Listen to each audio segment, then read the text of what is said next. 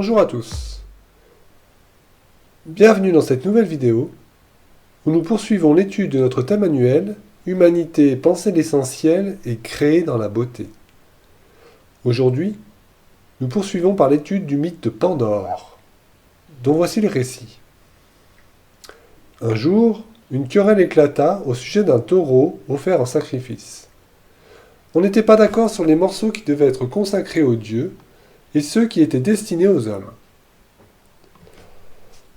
Prométhée fut appelé pour être l'arbitre du conflit. Alors il dépeça et découpa un taureau, et cousit dans sa peau 2 sacs, avec une ouverture qu'il remplit de ce qu'il avait découpé. Un sac contenait toute la chair, mais il la dissimula sous l'estomac, qui est la partie la moins appétissante de l'animal. L'autre sac contenait les os cachés sous une couche de graisse. Lorsqu'il demanda à Zeus de choisir, celui-ci choisit le sac contenant les os et la graisse, qui sont aujourd'hui encore la part réservée aux dieux. Mais Zeus punit Prométhée qui riait derrière son dos, considérant que celui-ci avait cherché à le leurrer. Et pour cela, il retira le feu aux hommes, et s'exclama qu'ils mangent donc leur viande crue.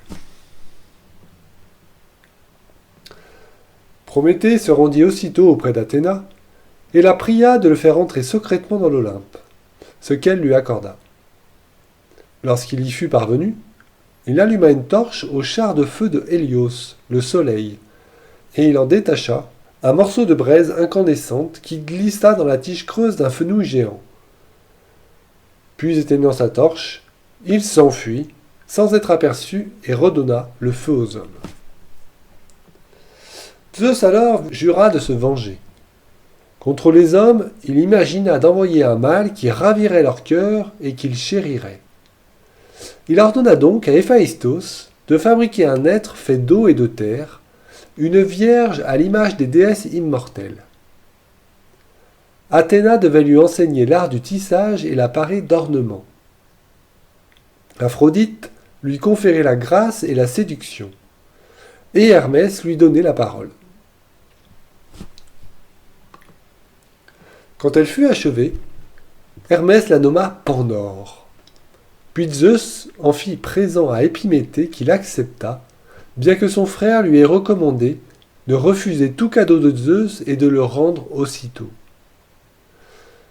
Car jusqu'alors, les hommes vivaient à l'abri des afflictions. Ils ne connaissaient ni faim, ni souffrance, et la mort arrivait pour eux comme un sommeil. Mais peu après son union avec Épiméthée, Pandore ouvrit la jarre qui contenait toutes sortes de maux que Prométhée avait eu du mal à enfermer et avait recommandé à son frère de garder close. L'ouverture de la boîte de Pandore laissa alors jaillir toutes les entités capables d'affliger le genre humain, notamment la vieillesse, le travail, la maladie, la folie, le vice et la passion, qui se répandirent partout au sein de l'humanité en une immense nuée. Cependant, à l'intérieur de la jarre demeura l'une d'elles, l'espérance. Au début du récit, Prométhée est appelé comme juge pour décider quelle part des sacrifices reviendra aux dieux, et quelle part reviendra aux hommes. Celui-ci, après avoir dépecé un taureau, laisse la primauté du choix à Zeus, et lui propose 2 morceaux bien distincts. Le premier a une apparence d'un joli mets, mais ne contient que de la graisse et des os. Et le deuxième a une apparence plus repoussante, mais contient les plus beaux morceaux. Dès le départ, ce mythe nous renvoie à une dualité, le rapport entre le bon et le mauvais.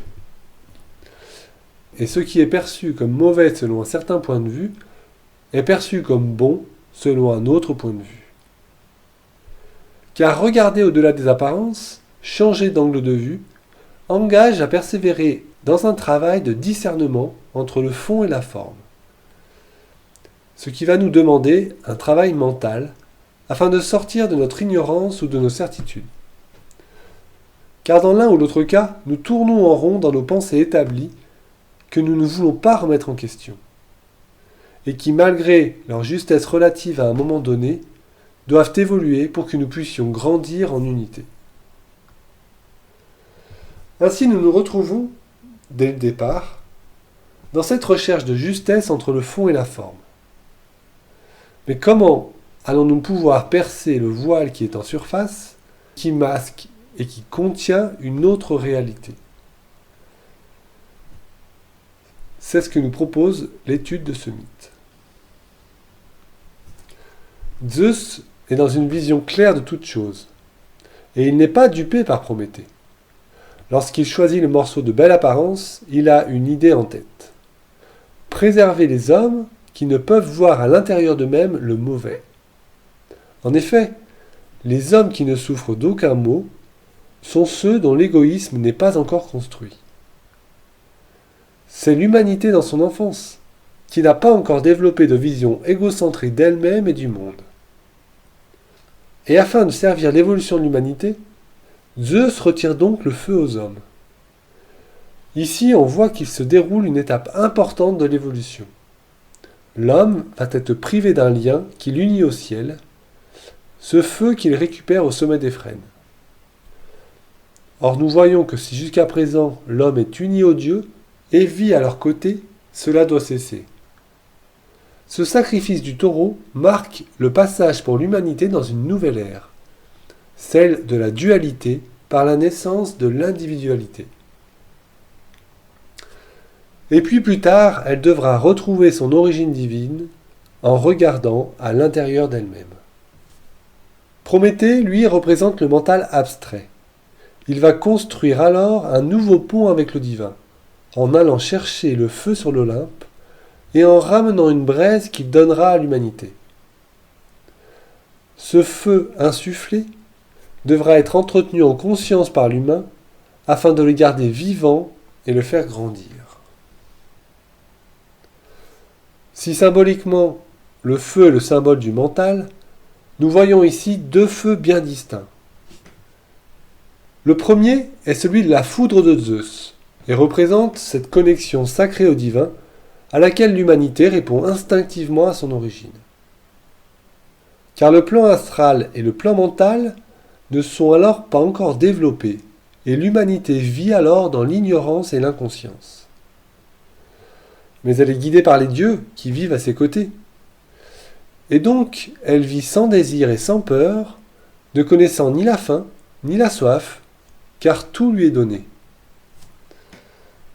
Mais selon la volonté de l'esprit divin, ici représentée par Zeus, celle-ci va devoir maintenant se construire, devenir autonome, consciente d'elle-même, et progresser par le fil de ses expériences tout en découvrant son libre arbitre. Puis l'homme va recevoir l'aide de Prométhée, qui va leur fournir un nouveau feu, une nouvelle impulsion qui lui permettra de se développer. Ce feu-là, il représente les prémices du mental, qui devra, comme les braises, être entretenu pour grandir. Mais Zeus, voyant cela, et prévoyant les incidences néfastes à long terme de ce cadeau, va intervenir à nouveau, afin que cette énergie ne desserve pas l'avancée de la conscience de l'homme. Il envoie alors un don à l'humanité, une femme nommée Pandore. Celle-ci, comme nous allons le voir, va engendrer un nouveau développement en l'humain, puisqu'elle invitera à développer la sensibilité à l'être intérieur, et éveillera la dualité. Prométhée représente ici l'énergie masculine, qui avec une intelligence développée, va créer afin de satisfaire son ego, en détournant pour lui-même les idées abstraites issues du plan divin qu'il est en mesure de toucher.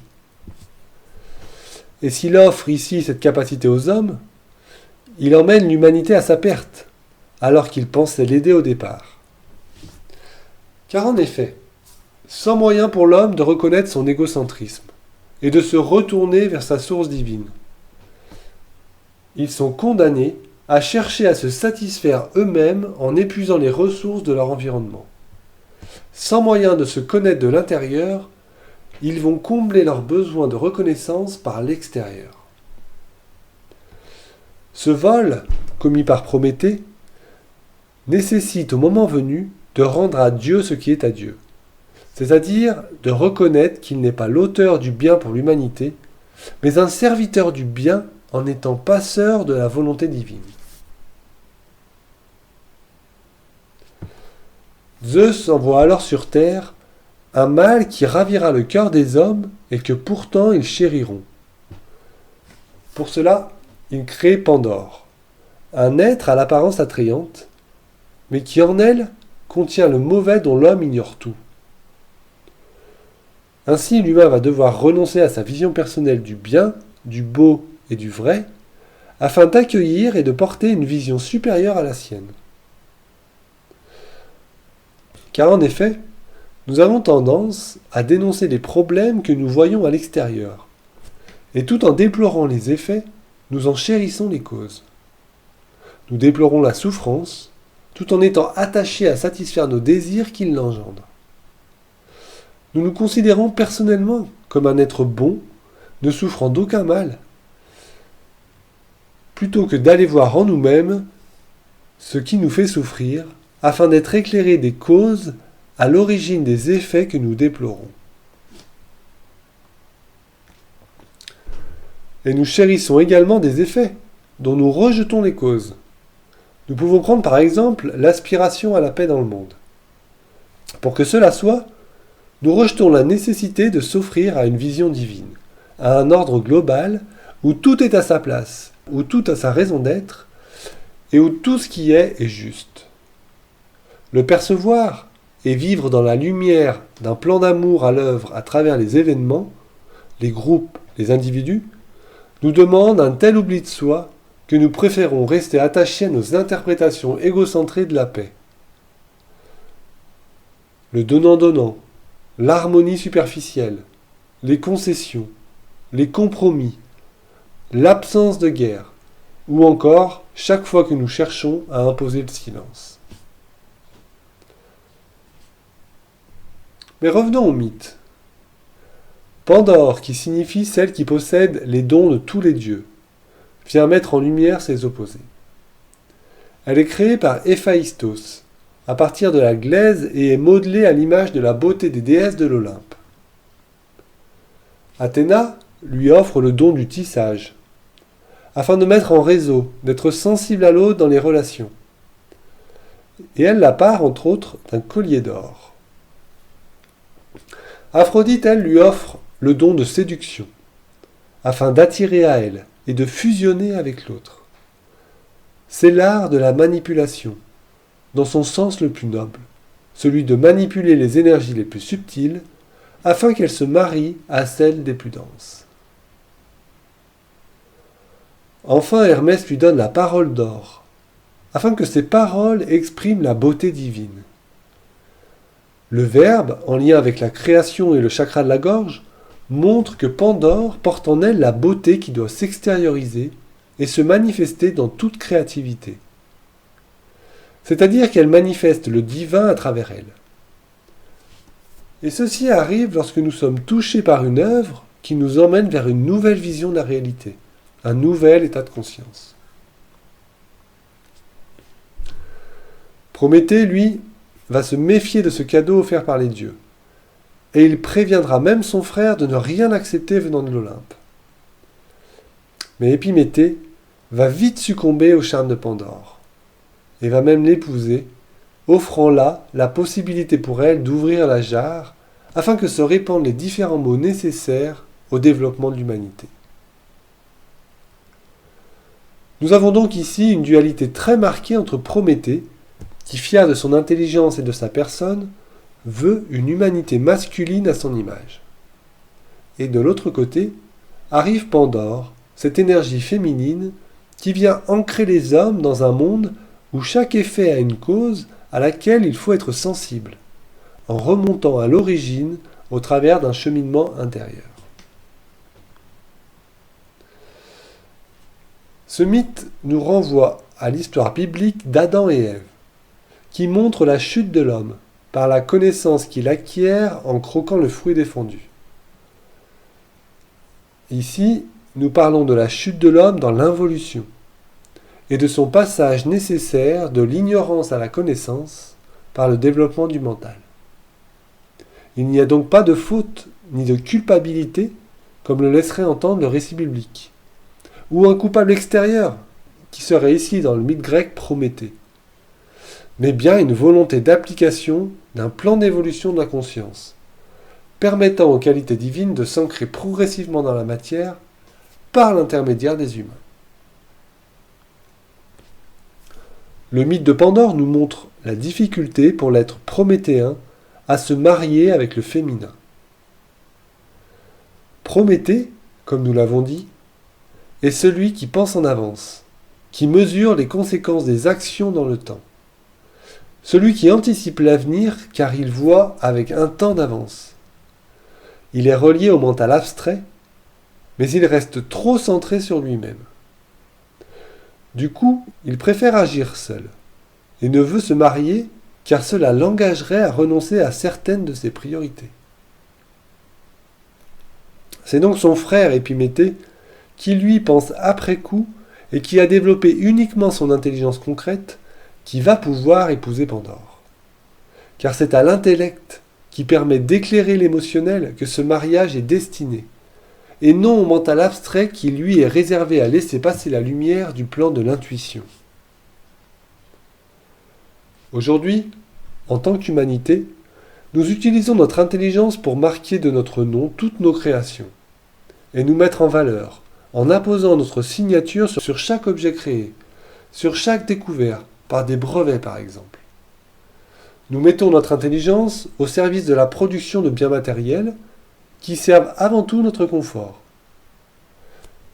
L'accent est encore souvent mis sur le rendement et la rentabilité, au détriment de l'éveil de notre sensibilité à la vie intérieure, afin que se déploient à travers chacun, et pour le bénéfice de tous, les qualités de l'âme universelle que nous sommes.